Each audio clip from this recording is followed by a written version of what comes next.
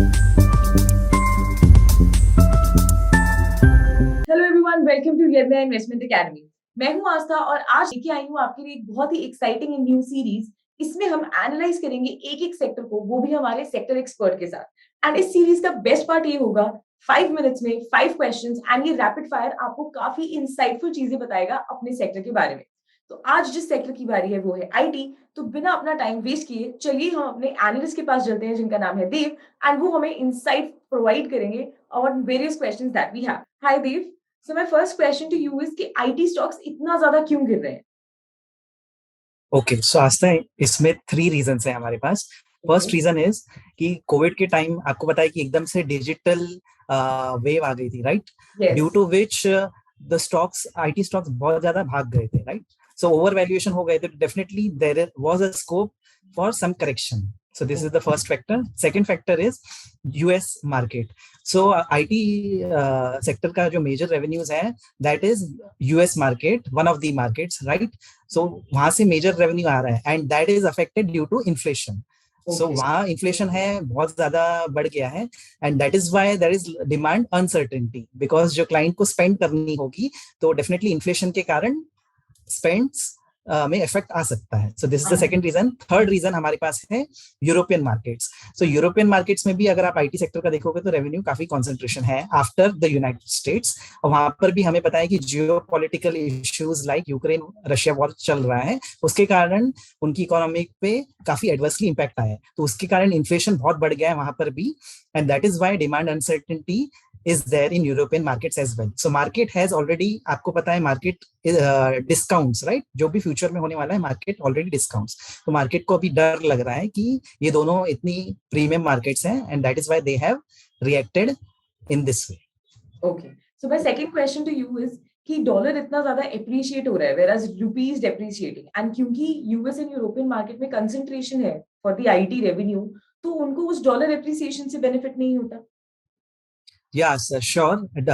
Long term पे अगर हम देखेंगे तो dollar impact, sorry, dollar appreciation से डेफिनेटली रेवेन्यू है ना उनका 2 to 3% on an average grow होता है, तो उनका बेनिफिट डेफिनेटली मिलता है उन्हें. लेकिन अगर मार्जिन्स की आप बात करोगे ना, तो मार्जिन्स का ज्यादा इम्पैक्ट नहीं होता है. क्यों नहीं होता है? उसके दो मेजर रीजन है. First is that they do what we say is hedging policy करते हैं, ताकि क्या है, ज्यादा वॉलेटिलिटी ना आए, है ना. सिर्फ रेवेन्यू के एक्सचेंज रेट के अकॉर्डिंग उनकी मार्जिन है उस पर ज्यादा इफेक्ट नहीं हो, इसलिए वो हेजिंग करते हैं. और सेकंड रीजन है कि डेफिनेटली अगर क्लाइंट्स भी बहुत ज्यादा इफेक्ट हो जाते हैं इससे, so clients also say that you can also pass some benefits to us as well.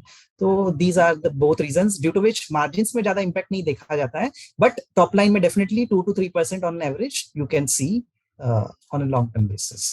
Okay, so Dev, my third question is that already said that US and European market में बहुत ज्यादा concentration है. So is there any opportunity जो Indian markets में open up हो रही है? Indian markets में अगर आप आस्था मेनी इयर्स आप देखोगे तो ट्रेंड देखने बात करूं तो ओनली 5.1% है उनका revenues in FY22 from India, और टीसीएस का तो 2.9% के आसपास ही है. तो ओवर द लॉन्ग टर्म भी आप देखोगे तो आईटी स्टॉक्स का, आईटी सेक्टर का revenue from India is very less. यहाँ पर क्यों लेस है? Because most of the Fortune 500 companies आपको पता है कि यूएस और यूरोप में ही कॉन्सेंट्रेटेड है, right? So that is why यहाँ पर फिलहाल स्कोप काफी कम है. But yes, as our economy grows, right, over the many decades, definitely यहाँ पर भी अपॉर्चुनिटी हो सकती है फ्यूचर में. So then my fourth question to you is that of course सारे ही आईटी स्टॉक्स गिर रहे थे, पर कौन से ऐसे आईटी स्टॉक्स थे जो कम गिर रहे थे, यानी कि जिन पे इम्पैक्ट कम पड़ रहा था? अच्छा, अच्छा, अगर मैं देखूं 1 ईयर के हिसाब से तो टीसीएस 22% के आसपास गिर रहा है, इन्फोसिस 21% के आसपास गिरा है. लेकिन आप बाकी स्टॉक्स देखोगे, विप्रो 40% के आसपास गिरा है, tech Mahindra 30% and HCL tech around 31%. तो सारे ही स्टॉक्स ऐसे देखा जाए तो काफी ज्यादा गिरे हैं. बट टीसीएस एंड इन्फोसिस कम गिरे as compare to other stocks, mainly because उनके मार्जिन्स काफी अच्छे हैं as compare to others, as well as उनके रिटर्न रेशियोज आरओई वो अच्छा है. सो ट्रैक रिकॉर्ड भी है उनके पास, इसलिए they get premium also. So then my last and fifth question to you is कि क्या आईटी स्टॉक्स अब रिवर्सल करने वाले हैं? एज एन इन्वेस्टर्स को क्या अब एवरेजिंग कर लेनी चाहिए अगर उन्होंने एक्सपेंसिव प्राइसेस पे बाय किया था तो? ओके आस्था, तो इसमें मैं पहले यही कहूंगा कि जैसे हमारी फिलोसॉफी क्या रहती है एवरेजिंग की, ये 1500 पे हम लोग ने बाई किया हुआ है और स्टॉक का भाव आ गया है 1300, तो we start doing the averaging, right. लेकिन मैं बोलूंगा कि हमें वैल्यूएशन भी देखना चाहिए, तो एग्जैक्टली वैल्यूएशन कहाँ पर है, राइट।